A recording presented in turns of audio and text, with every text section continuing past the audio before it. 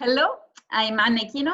I'm a postdoctoral research fellow at the University of Milan, La Statale. I work primarily in the philosophy of mind and philosophical psychology, and I'm very happy to get the chance to talk about Lisa Bortolotti's latest book, The Epistemic Innocence of Irrational Beliefs. This is a really great book, very rich and dense, and a lot could be said about it. But in this short video, I will limit myself to some general considerations concerning the theoretical framework of Lisa's proposal. So I would like to share some slides with you. Let me share my screen. What I would like to talk about, okay, here it is how the notion of epistemic innocence that is at the heart of Lisa's book can be applied and developed beyond beliefs and beyond the doxastic domain. Epistemic innocence refers to the provocative idea that beliefs that are epistemically irrational can nonetheless be epistemically beneficial for us in some way. The book starts with the observation, and here I quote, that we not only survive, but navigate this world quite successfully, despite all the irrational beliefs that we are inclined to adopt and hang on. And what Lisa shows really is that in many cases, it is not despite those irrational beliefs that we navigate the world successfully, but it is to a relevant extent thanks to them. Lisa, in the book, considers many cases of irrational beliefs. This is like memory distortions, confabulations, delusions, and optimistically biased beliefs. So each chapter from chapter 2 to chapter 6 is devoted to one of these kinds of beliefs that are indeed very pervasive in our lives. And Lisa does not deny that these beliefs are epistemically irrational. On the contrary, she emphasizes that they are irrational and ill-grounded and impervious to counter-evidence in relevant ways. But her point is that even so, they can provide a unique contribution to subjects' epistemic functionality. That is, to subject capacity to pursue their epistemic goals. And this idea is quite groundbreaking. So other people have argued that epistemically irrational beliefs can provide epistemic benefits. But no one before Lisa, as far as I know, argued that epistemically irrational beliefs can also be epistemically beneficial in some ways. And it is to this idea, somewhat paradoxical prima facie, that Lisa introduces her notion of epistemic innocence. On her definition, a belief B held by an agent A is epistemically innocent if it satisfies three conditions. First, it is epistemically irrational. Second, the adoption, maintenance, or reporting of belief B by agent A delivers some significant epistemic benefits to the agent A. And finally, the adoption, maintenance, or reporting of a less epistemically irrational belief than B is not available or would fail to deliver the same significant epistemic benefits to A as B. And Lisa's main thesis in the book is that many of our irrational beliefs are epistemically innocent, so could be somehow vindicated. And this thesis, of course, have important practical implications for what we should do with those beliefs. If it is true that many irrational beliefs are epistemically innocent and provide otherwise unattainable epistemic benefits, then we might want to stick to those beliefs rather than abandoning them.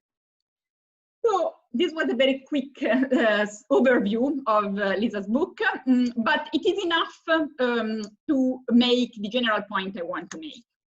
So as it turned out from what I said, the general framework of Lisa's discussion is a doxastic framework. She's interested in irrational beliefs, and the very notion of epistemic innocence, as she defines it, is conceived to apply to beliefs. Epistemic innocence is a doxastic notion, and indeed, only beliefs apparently could satisfy the first condition on epistemic innocence, being evaluated as epistemically irrational or irrational. And as I said, what I would like to do is to try to see whether and how this notion can be applied in non-doxastic domains and to non-doxastic cognitions. So my starting point for this is a quite obvious observation, according to which beliefs do not exhaust the mental domain and not even the cognitive domain. So certainly beliefs are very important mental states. They play an important role in our mental lives. But we as humans have also various other non-doxastic attitudes that influence our actions and reactions in a way. So we don't have only beliefs, but also imaginings, desires, hopes, and maybe also A-lists or B-imaginings and many other things. So when it comes to explain and evaluate our cognitions, beliefs are not the only explanatory options. There is a broader range of things we can appeal. And this has important implications also for the epistemic innocence framework. In particular, I would like to highlight two important implications. First, it can be questioned whether the cognitions that Lisa discusses are actually beliefs. And insofar as this is true, it is worth considering what consequences would follow for the epistemic innocence of cognitions if they turned out to be non-doxastic. Second, even granting that the cognitions that Lisa considers are beliefs, and indeed irrespectively of whether they are beliefs or not, when we consider the alternative cognitions that subject could adopt, we might want to broaden our search, considering not only what alternative beliefs are available to the subject, but also what alternative non-doxastic cognitions are available to them. So now I will say a little bit more about these 2 points. To the first point, we have already seen that Lisa in this book assumes that memory distortions, delusions, confabulations, and optimistic biases are beliefs.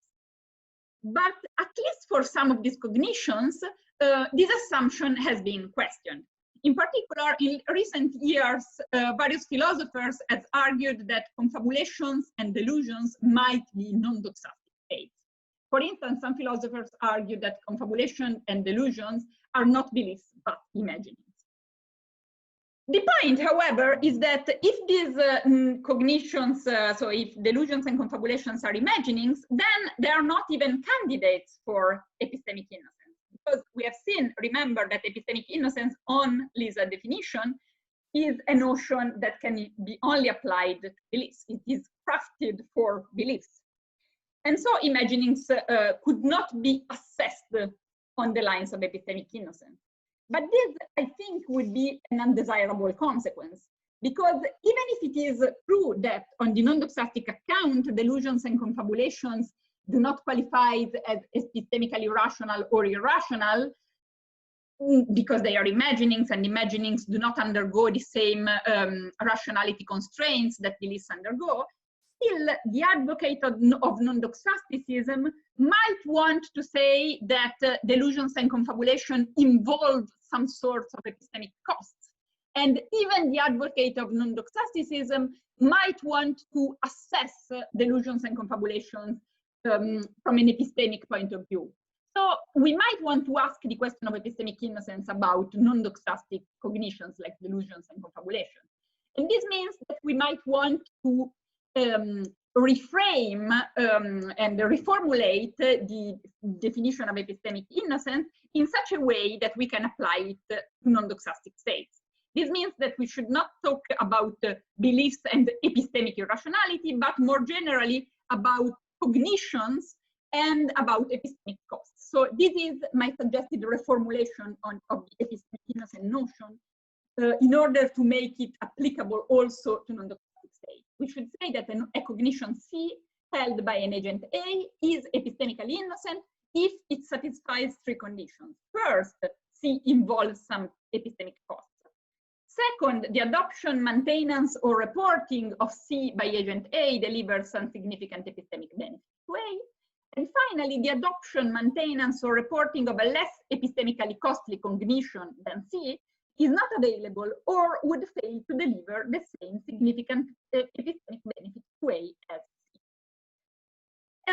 Okay, it is important to notice that in this new version of the definition of epistemic innocence that I'm proposing, the third condition becomes more demanding, okay? So on this reformulated version, in order for a cognition to count as epistemically innocent, it is not enough that there are no alternative less irrational beliefs for the subject, but it must be the case that there are no alternative less irrational cognitions, including non-doxastic cognitions. And what I argue is that in many of Lisa's cases, in many of cases of irrational beliefs that Lisa discusses, this no alternative cognition in the reformulated version is not met. So many cases of irrational beliefs that Lisa discusses might not count as epistemically innocent after all. So an example will help to clarify this point. So let's take one of Lisa's examples, which are optimistically biased beliefs. She discusses them at length in chapter 6 of the book. So apparently many of us has optimistically biased belief about our health prospects. So let's take, for instance, the case in which I am diagnosed with cancer and I form the irrational belief that my chances of recovering from cancer are high, while in fact they are low. So now for the sake of the argument, I grant to Lisa that this is a belief, okay? So let's see Lisa's analysis of a belief like this. According to Lisa's account, this belief is epistemically irrational, but nonetheless has significant psychological benefits, which in turn bring about epistemic benefits. So for instance, this belief makes me feel better, so it reduces my anxiety and my stress, and this in turn improves also my epistemic functionality and my capacity to pursue my epistemic goals. And finally, on Lisa's analysis again, alternative, more accurate, that is more realistic and less optimistic beliefs are not available to me. Maybe I have a strong motivation to discount them and I have an inhibition against accepting beliefs of that sort. Or even if more accurate beliefs are available, they are not as beneficial as the over-optimistic belief is, because they don't make me feel good, and so they don't provide the epistemic benefits that are indirectly provided by positive emotions.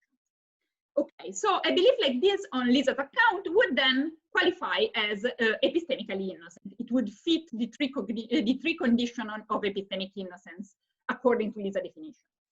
However, what I argue is that an over-optimistic belief of that sort would not qualify as epistemically innocent on my reformulated version. And this would be in particular because it would not meet the third no alternative cognition. So even if Lisa is right that in a case like the one we are considering, the subject does not have any less irrational belief available, I would argue that in a case like this, the subject does have a less irrational non-doxastic cognition. And to see this point, we should make a more general point about what are the alternatives that subjects have when it comes to belief change. So when we have a belief that P, we have at least two alternatives to it.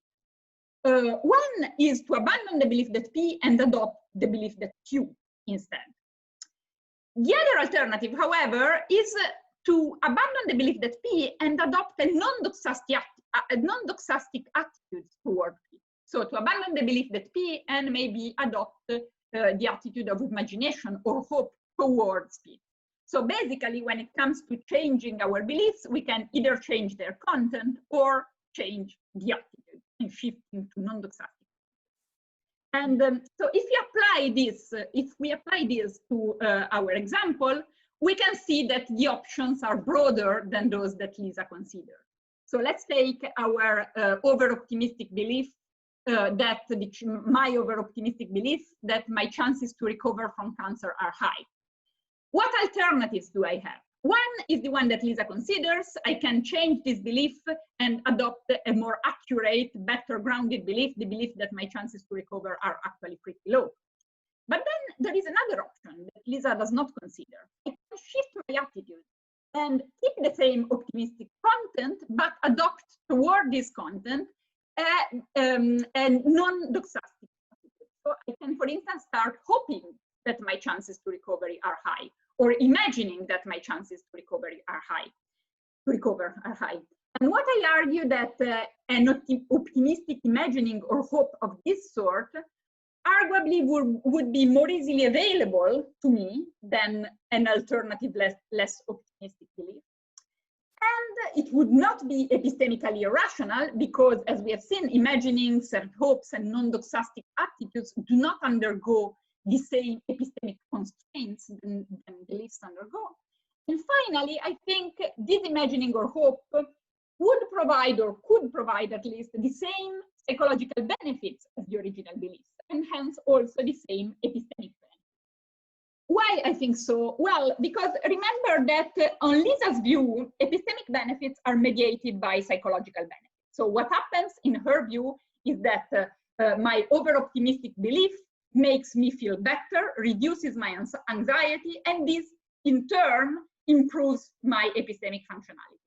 But we know that non-doxastic attitudes, and at least some sorts of non-doxastic attitudes, like for instance imaginings, can have emotional consequences very similar to those of doxastic attitudes. So many philosophers have argued that imagining something good can provide positive emotions similar to those that I would experience if I believed something good. So this means that adopting an optimistic imagining might have positive emotional effects on me, and then bring about the positive epistemic effects that Lisa talks about. So if this analysis is right, it means that at least in cases of optimistic bias, the subject who has an optimistically biased belief does have a better alternative. The better alternative is not a less optimistic belief, but it is a different non-doxastic, but equally optimistic attitude. So in a case like this, optimistically biased beliefs would not count as epistemically innocent after all, and we might want to abandon them and substitute them with non-doxastic optimistic attitudes. So, okay, thank you. Basically, that was the main point I wanted to make. And let me stop sharing. Goodbye. Basically, I wanted to argue to show that epistemic innocence is a great new and important notion that have important application and that can be fruitfully and even more usefully developed if we apply it also in non-doxastic domains and to non-doxastic cognition. And more importantly, I hope that this brief discussion was enough to show you how good, interesting, and stimulating is Lisa Bortolotti news book. And I hope I made you feel like reading the book and discussing it further. Thank you and goodbye.